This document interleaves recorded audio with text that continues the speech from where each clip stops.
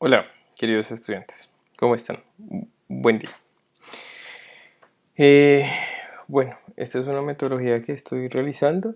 Yo lo que voy a hacer es, voy a publicar el video de la clase o el contenido de lo que hubiera sido la clase y ustedes lo revisan en el tiempo en el que ustedes determinen. Eh, yo lo voy a subir a un canal de YouTube y ustedes lo van a revisar y si tienen alguna pregunta me la informan. ¿Listo? En la clase anterior quedamos en las notificaciones. Terminamos las notificaciones. Lo anterior quiere decir que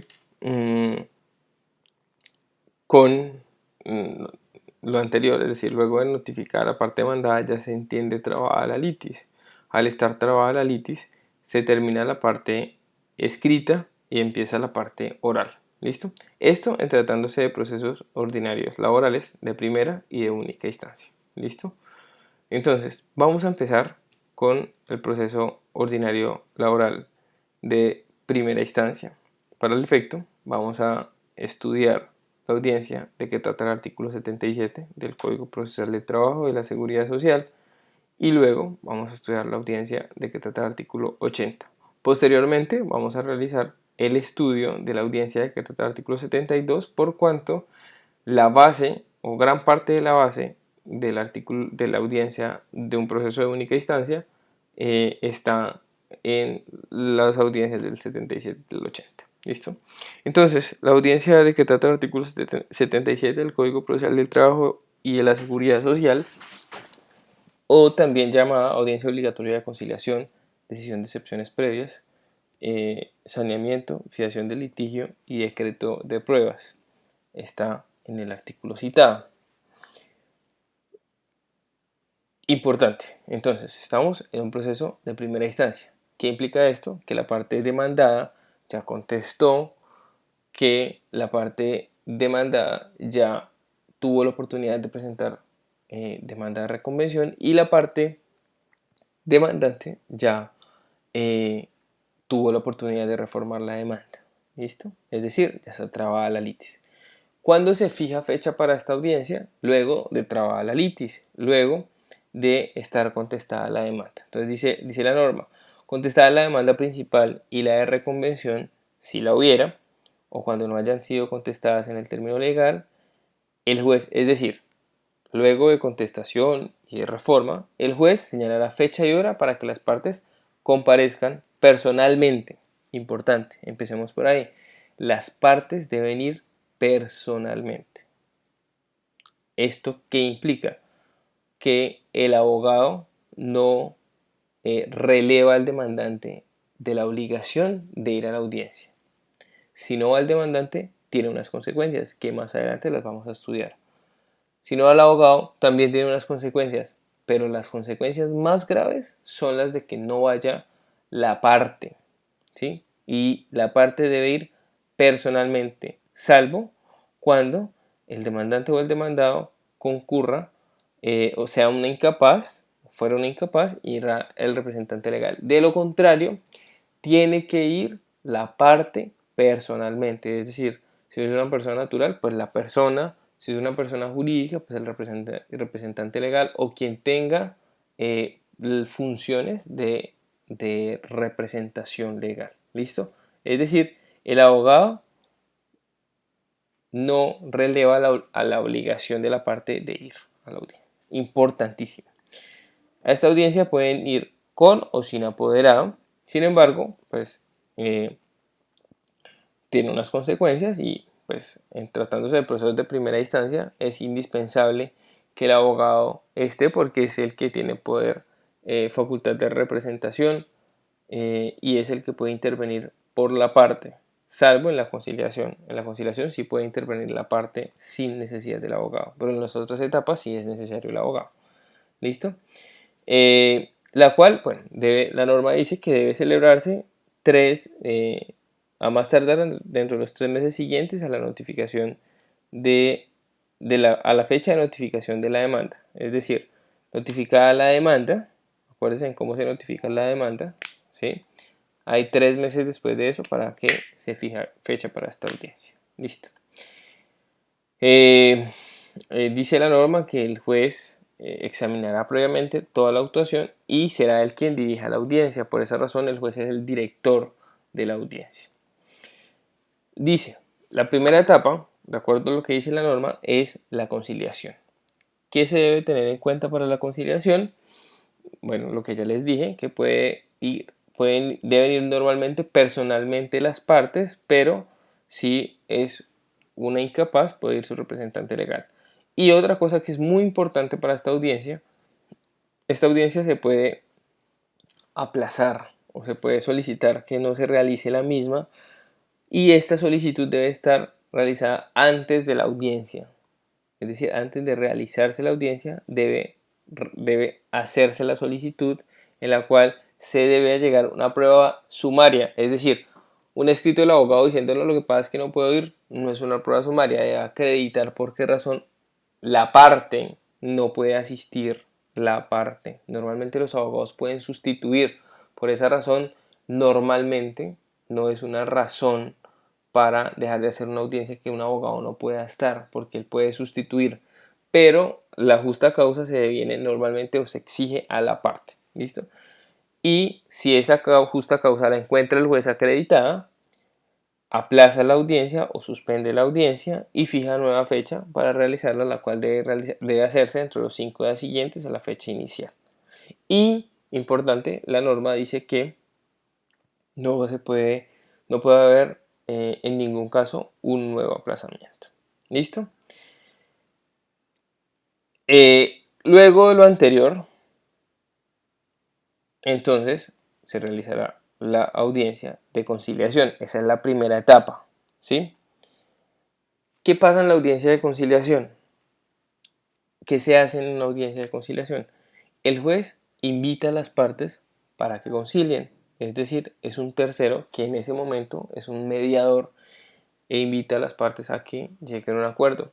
Algunos de ustedes me han visto en audiencias y se han dado cuenta que yo trato normalmente de poner a que las partes conversen, que las partes se pongan de acuerdo, les doy tiempo, suspendo un rato la audiencia para que hablen de manera tranquila. Esto es invitar a las partes. Además, la norma dice que el juez deberá proponer fórmulas que estime justas sin que signifique prejuzgamiento y sin que las manifestaciones que realicen las partes impliquen confesión. Es decir, el juez puede decirles, venga, traten, y vea, creo que ustedes, algunos de los que han ido a mis audiencias, se han dado cuenta que yo por lo general hago propuestas, les digo, vea, me parece que este proceso se puede conciliar por esta cantidad de dinero, es importante, hay unos pros, unos contras, hay muchos riesgos, y trato de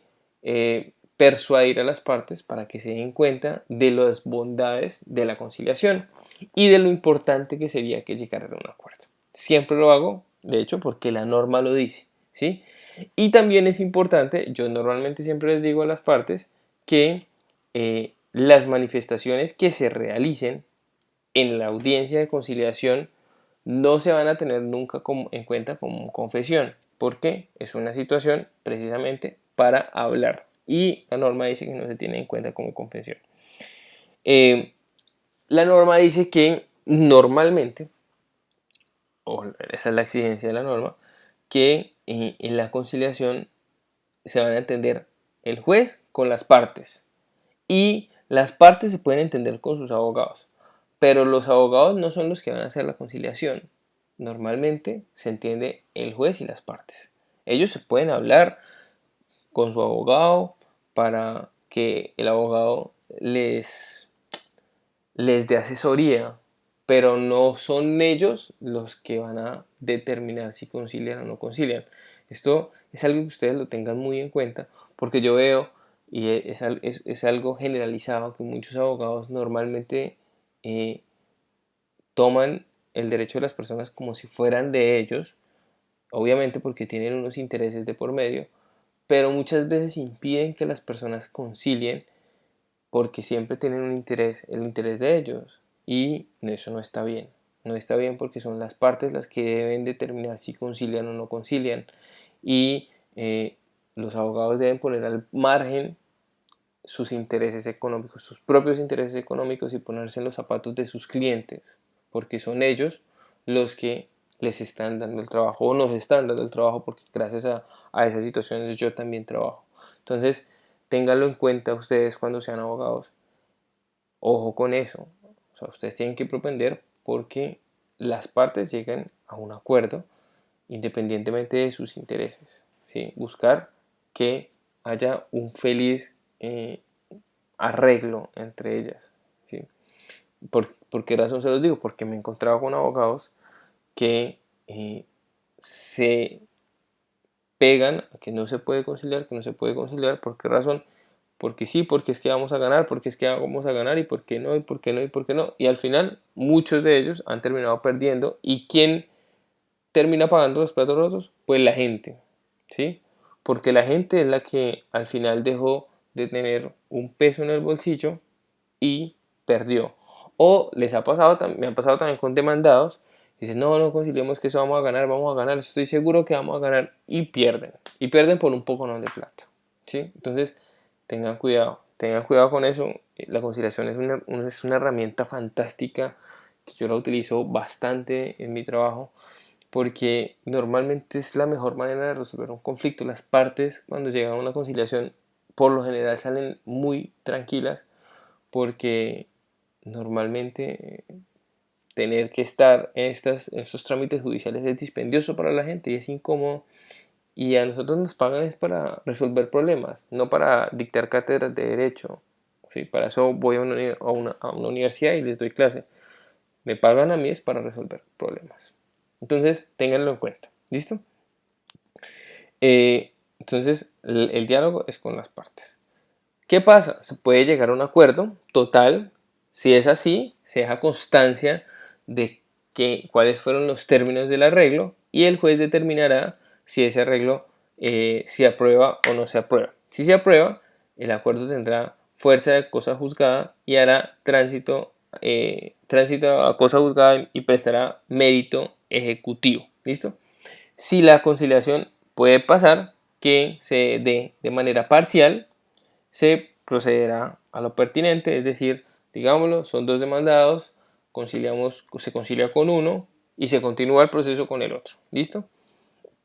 Esto si llega a haber conciliación. Ahora, ¿qué pasa si una de las partes no va personalmente? Es decir, va el abogado. Bueno, todo muy bello, pero no me sirve. Tiene que venir la parte. Digámoslo. No vino la parte demandante, ¿sí? El que activó el proceso. ¿Qué dice la norma?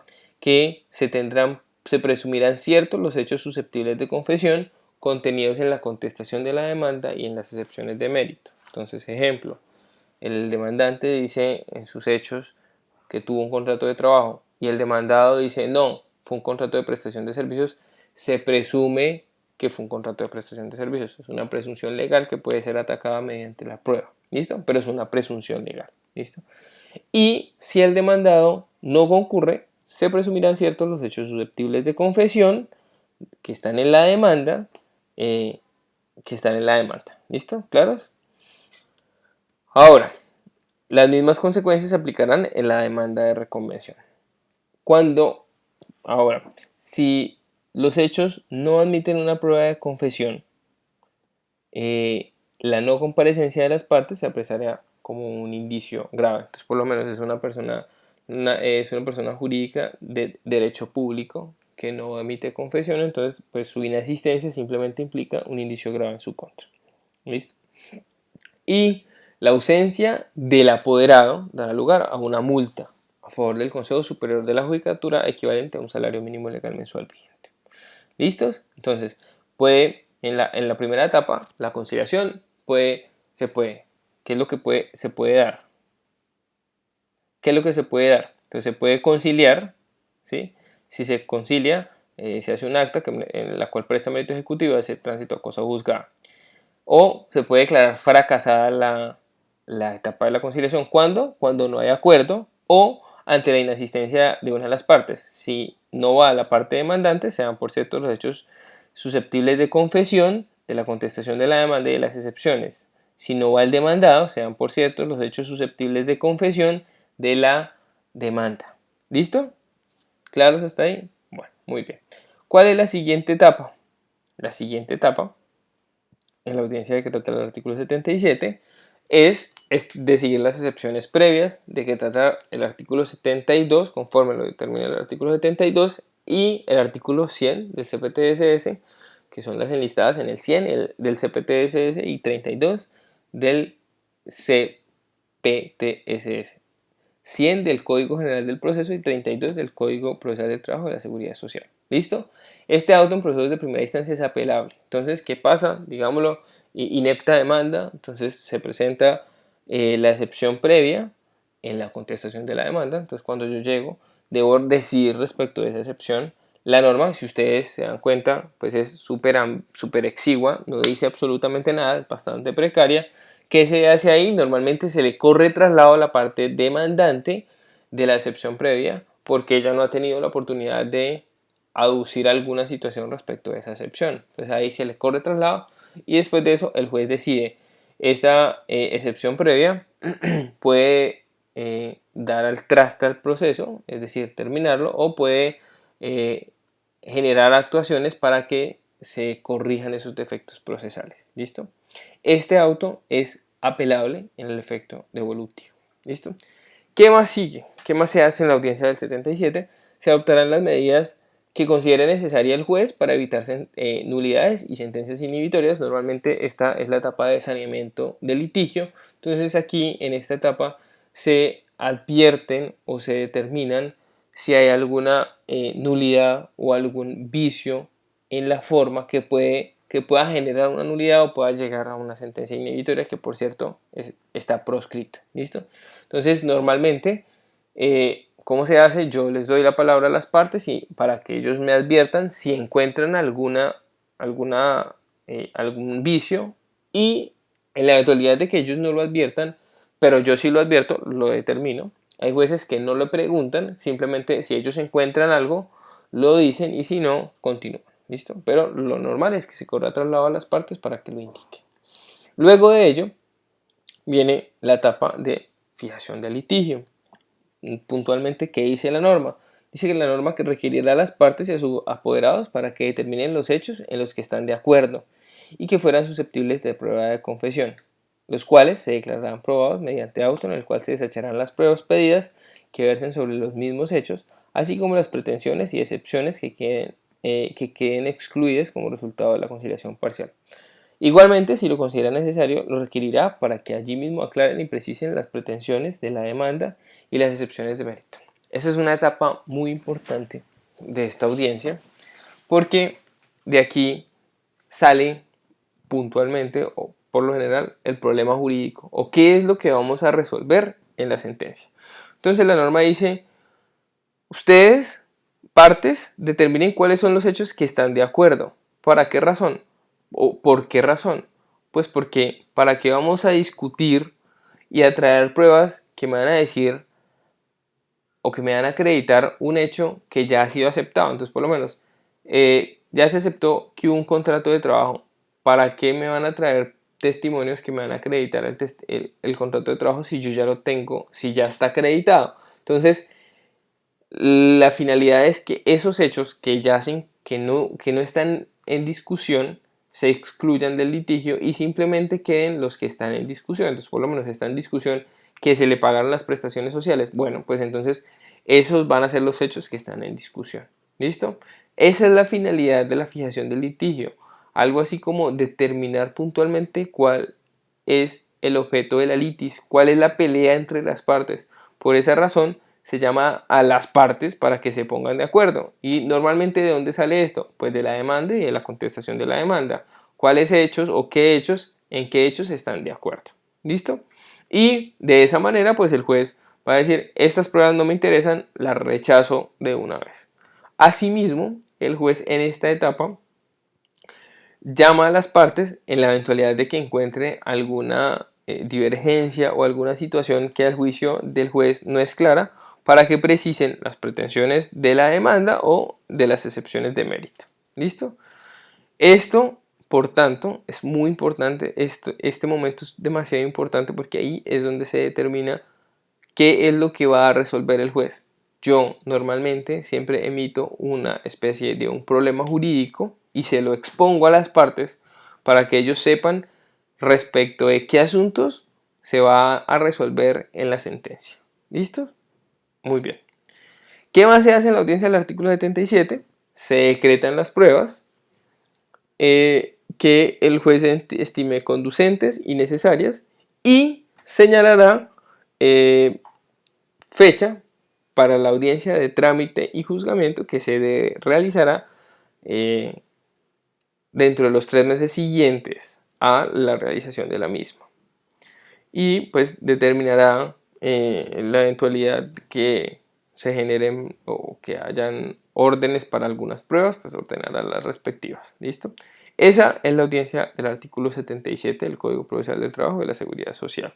Entonces, ¿cuáles son las etapas? La primera es la conciliación, se concilia, total, el proceso se acaba, parcial, el proceso continúa con la parte que queda. Fracasa por falta de acuerdo, ¿sí? Porque no hay disposición de acuerdo, o fracasa también por inasistencia de una de las partes. Si la parte demandante no va, se tienen por cierto los hechos susceptibles de confesión de la contestación de la demanda y las excepciones, y si no va el demandado o la parte demandada, se tienen por cierto los hechos susceptibles de confesión de la demanda. ¿Listo? También se puede imponer un indicio grave cuando no hayan hechos susceptibles de confesión. Luego se resuelve sobre las excepciones previas. Luego se habla o se resuelve acerca de las posibles nulidades o los vicios en la forma.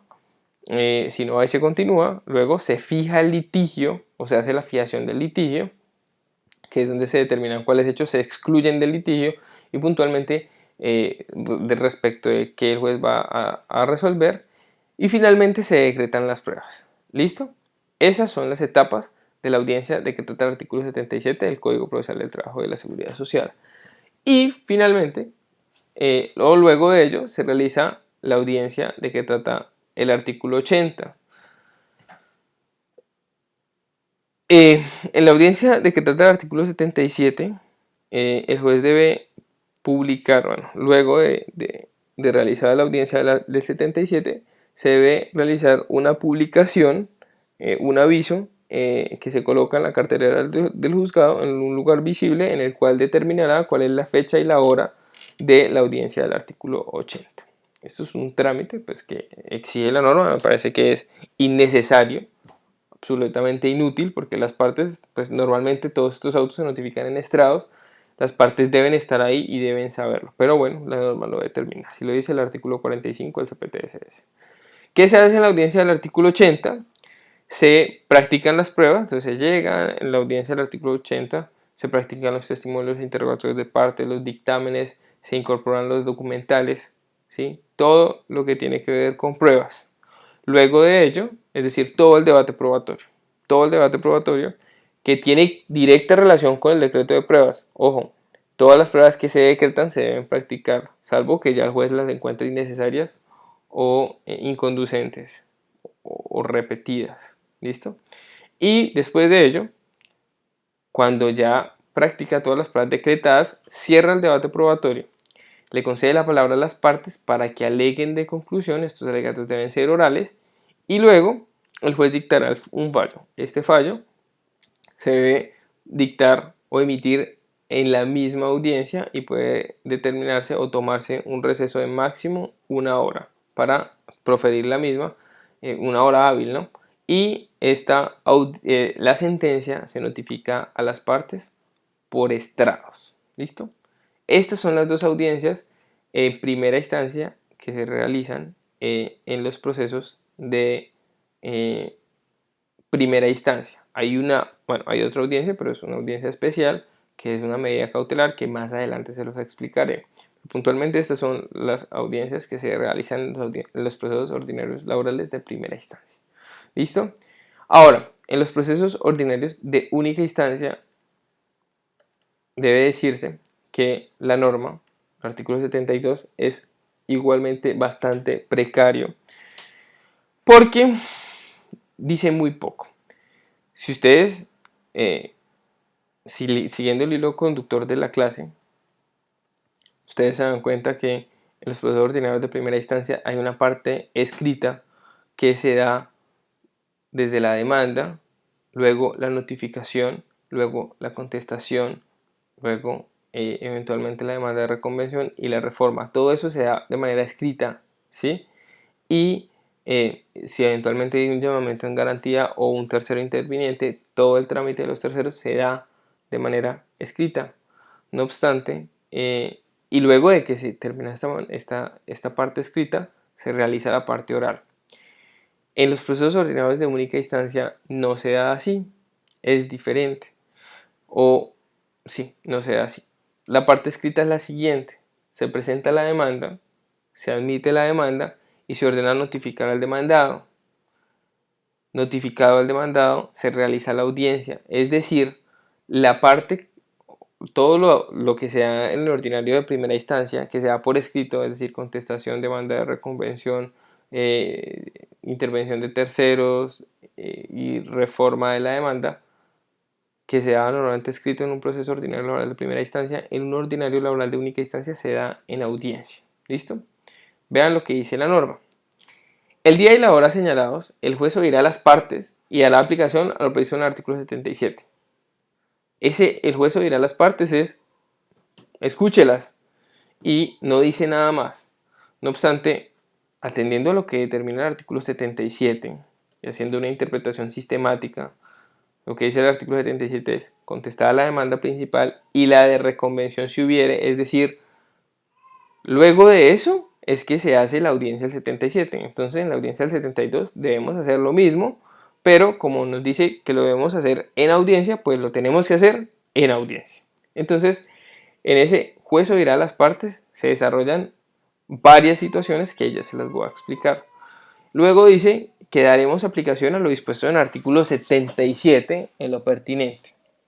Luego dice que si fracasara la conciliación, el juez examinará a los testigos que presenten las partes y se enterará de las demás pruebas y de las razones que aduzcan. Clausurado el debate probatorio, el juez fallará el acto motivando su decisión, contra la cual no procede recurso alguno porque es un proceso de única instancia. Si el demandado presentara demanda de reconvención, el juez, si fuera competente, lo oirá y decidirá simultáneamente con la demanda principal. Bueno, entonces voy a resolver o voy a explicarles cómo se da normalmente la audiencia del 72. Entonces, cuando se habla de escuchar a las partes, ¿qué hacemos? Entonces, la primera parte, la primera subetapa de escuchar a las partes es la siguiente. Empezamos entonces con darle la palabra a la parte demandada, porque la parte demandada no ha podido ejercer su derecho de contradicción y defensa. ¿Y cómo lo ejerce? Con la contestación de la demanda. Entonces, él contesta la demanda ¿cómo? De manera oral. Es decir, no va a llegar el escrito como en un ordinario de primera instancia, ordinario oral de primera instancia, sino que lo va a hacer de manera verbal, de manera oral. Esa contestación se puede admitir, ¿sí? O se puede devolver. Si se admite, listo, se admitió. Si no cumple con los requisitos del 31, se devuelve. Se puede subsanar, sí, y por tal razón se tiene por contestada la demanda. Si no subsana, se tiene por no contestada la demanda, se impone las consecuencias de no haber contestado la demanda, que implica un indicio grave en contra. Ahora, ¿qué más puede pasar? ¿Qué más puede pasar? También se puede o se le da el espacio para que presenten demanda de reconvención. ¿Listo? Entonces, como ya se lo expliqué en clase, yo les expliqué puntualmente en qué consiste la demanda de reconvención. La parte demandada, en ese mismo término de traslado que sea en audiencia, puede presentar la demanda de reconvención. Esta demanda de reconvención, ¿qué puede pasar? Se puede admitir si cumple con los requisitos de los artículos 25, 25A y 26, o se puede devolver. Si se devuelve, se debe subsanar en audiencia. Ojo, todo esto es en audiencia. No es que, no, 5 días, no, todo esto es en audiencia. Ustedes tienen que ir en un ordinario laboral de única instancia tienen que ir preparados para todo en audiencia, absolutamente todo. Toda esa parte escrita de un ordinario laboral de primera instancia que se da por escrito, todo eso se da en audiencia en un proceso de única instancia. ¿Listo? Entonces, ¿qué puede pasar? Entonces se devuelve, se subsana y se admite, o no se subsana y se rechaza.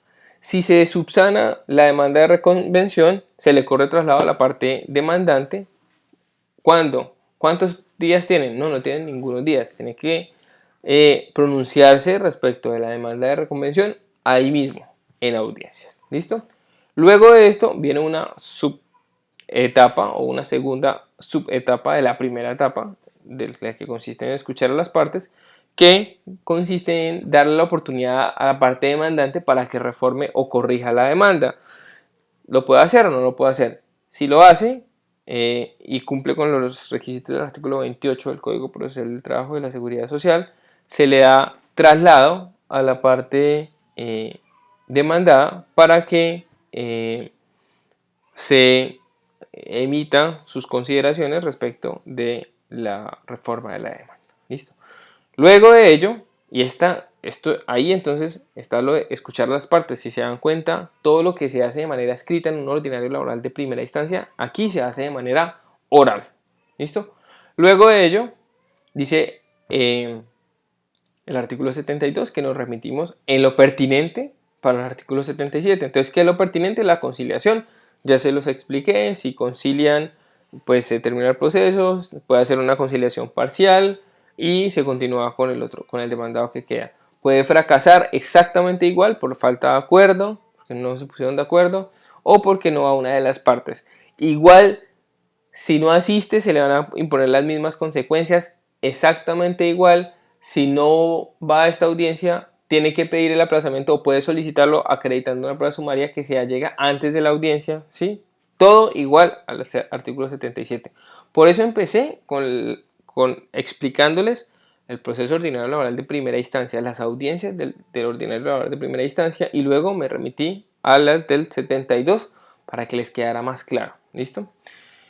Luego, pues, decisión de excepciones previas, si hay o no excepciones previas, se resuelven. Ojo, aquí, como es un proceso ordinario laboral de única instancia, pues este auto claramente no es apelable, no es susceptible de apelación, pero sí es recurso de reposición. ¿Listo? ¿Qué más? Saneamiento, igual, exactamente igual que lo que ya les expliqué.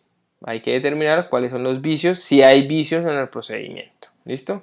Fijación del litigio, exactamente igual. Se deben determinar cuáles son los hechos que están respecto de los cuales las partes están de acuerdo y fijar cuál va a ser el litigio o determinar cuál es el asunto que se va a resolver en la sentencia.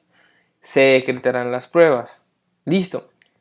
Pero ¿qué más dice el artículo 72? Además de decretar las pruebas, el artículo 72 dice, y además de ello, de decretar las pruebas, el juez examinará a los testigos que presenten las partes y se enterará de las demás pruebas y de las razones que aduzcan. Es decir, que se tiene que hacer algo así como la audiencia del artículo 80, es decir, practicar pruebas. Exacto. Entonces tenemos que practicar las pruebas. Todas las pruebas que nos pidan, tenemos que practicarla.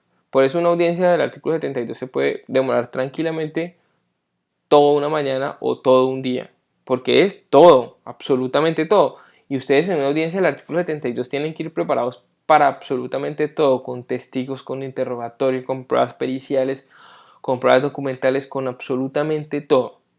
Tienen que ir con los dientes afilados a ganar. ¿Listo? Ojo, importantísimo, bien preparados para esta audiencia. Igual para todas, igual que para el artículo 77. Y ojo, yo normalmente, o pues muchos jueces normalmente hacen las audiencias del artículo 77 y del artículo 80, la hacen en una sola. Esto se puede realizar porque no hay prohibición y todo lo que no está prohibido está permitido. ¿Listo? Entonces yo normalmente siempre hago como si todo fuera una sola audiencia. La audiencia del 72 la hago pues toda en una, como la norma lo dice. La audiencia del 77 y del 80 la hago también toda en una. Por lo general, muy pocos casos hago una y luego la otra. Cuando encuentro que definitivamente no puedo fallar o hay algo pendiente o va a decretar una prueba de oficio, que no me puede permitir emitir decisión, hago las dos audiencias, pero normalmente hago una sola audiencia. ¿Listo? Entonces, volvamos a la audiencia del artículo 72, dice la norma que voy a practicar las pruebas. Luego de ello, clausurado el debate, el juez fallará en el acto, pero clausurado el debate, pues obviamente deben existir alegatos de conclusión, ¿verdad? Entonces, pues, luego de practicar las pruebas, se alega de conclusión, la norma no lo dice, es muy precaria, no dice muy poco, pero pues es una etapa procesal que no se puede pretermitir. Se alega de conclusión y finalmente se emite la sentencia. Igual, esta sentencia se debe emitir de manera oral en la audiencia. Yo también, haciendo una interpretación también sistemática, pues se puede tomar una hora de receso el juez para estudiar las situaciones y emitir la decisión que en derecho corresponde. ¿Listo? Estas decisiones, todas las decisiones se notifican a las partes por estrados, no por estado. Anteriormente, con la ley 712, se emitía cuando no asistía una parte, se notificaba por estrados y por estado. No, con la ley 1149 es únicamente por estrados, todos por estrados. Las audiencias, todo se notifica por estrados. Listo muchachos, esta es la clase, estudienla y si tienen alguna duda me avisan. Buen día.